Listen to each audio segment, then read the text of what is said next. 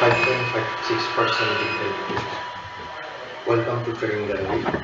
আজকে আমরা যে শেয়ারটা নিয়ে আলোচনা করবো তার টোটাল শেয়ার সংখ্যা 10,08,00,000 এবং শেয়ারটা আজকে ক্লোজিং প্রাইস ছিল 18 টাকা।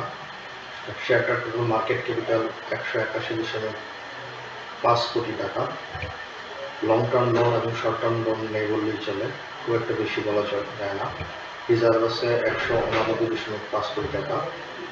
শেয়ারটা ডিরেক্টর হোল্ডিং 49.58%, ডিভিডেন্ড yield 5.56% এবং শেয়ারটার রেকর্ডের 27 নভেম্বর 2024। আমরা যদি খেয়াল করি শেয়ারটার ইপিএস 0.96 এই বছর আর হচ্ছে ন্যাব 34.04। শেয়ারটার ক্যাশ ডিভিডেন্ড যদি খেয়াল করি তাহলে হচ্ছে 2018 সাল থেকে 24 সাল পর্যন্ত প্রত্যেক বছরই শেয়ার ক্যাশ ডিভিডেন্ড ঘোষণা করে, স্টক ডিভিডেন্ড দেয় না বললেই চলে। 2021 সালে 11% শেয়ার ক্যাশ ডিভিডেন্ড ঘোষণা করছিল। শেয়ারটার ইপিএস 0.96 এবং যদি আমরা খেয়াল করি 2023 এবং 24 সালে শেয়ারটার ইপিএস নেগেটিভ ছিল। নেগেটিভ থাকার মেইন কারণ আমরা যদি দেখি তাহলে দেখবো শেয়ারটার Q4 সবসময় নেগেটিভ কন্টিনিউয়াসলি লাস্ট 3 ইয়ার যদি আমরা দেখি, এবং এই বছর Q1 সে 0.24 পয়সা ইপিএস দেখাইছে। এবং আমরা যদি ইপিএস এবং ক্যাশ ডিভিডেন্ড একসাথে কম্পেয়ার করি 2018 সাল থেকে 24 সাল পর্যন্ত বিভিন্ন সময় বিভিন্ন কেস হওয়া সত্ত্বেও সে একটা ক্যাশ ডিভিডেন্ডের কনসিস্টেন্সি ধরে রাখছে। শেয়ারটার ন্যাভ 34 টাকা, 18 টাকার শেয়ারে ন্যাভ 34 টাকা এবং 2021 সালের জুন থেকে শুরু করে 2024 পর্যন্ত ন্যাভ কনস্ট্যান্ট আছে।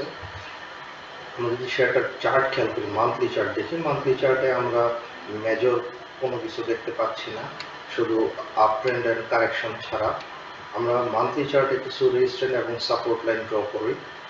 মান্থলি চার্টের পরে আমরা যদি উইকলি চার্টে যাই, উইকলি চার্টে আমরা শুধুমাত্র সাপোর্ট এবং রেজিস্ট্যান্টগুলো ফাইন টিউনিং করা ছাড়া তেমন কিছু থাকে না।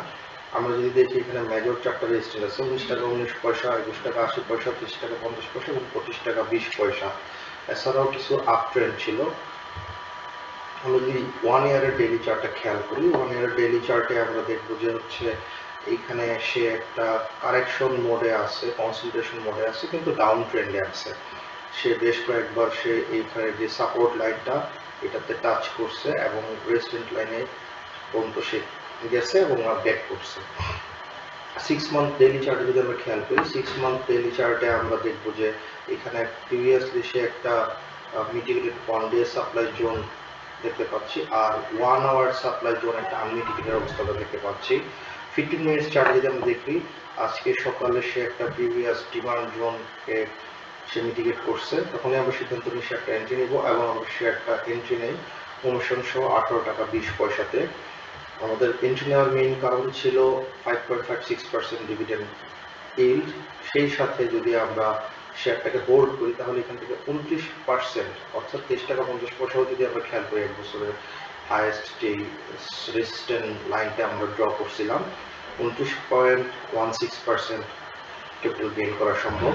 আর আমরা যদি প্রিভিয়াস 1 আওয়ার আনমিটিগেটেড সাপ্লাই জোনটা খেয়াল করি সেখানেও 16.45% আমাদের গেইন নেওয়া সম্ভব। যদি আমরা একান্তই ধৈর্য ধরতে না চাই তাহলেও আমরা 19 টাকা 90 পয়সা পর্যন্ত ইজিলি এই শেয়ারটা থেকে হয়তো পেতে পারি। তারপর যেখানে আমরা দেখতে পাচ্ছি 9.3% আমরা এখান থেকে ক্যাপিটাল গেইন করতে পারবো। যাই হোক, শেয়ারটা যখন আমরা এক্সিট নিব তখন অবশ্যই আপনাদের সাথে শেয়ার করবো এবং ডেসক্রিপশন লিঙ্কে বক্সে লিঙ্কটা দেওয়া থাকবে। সবাইকে ধন্যবাদ।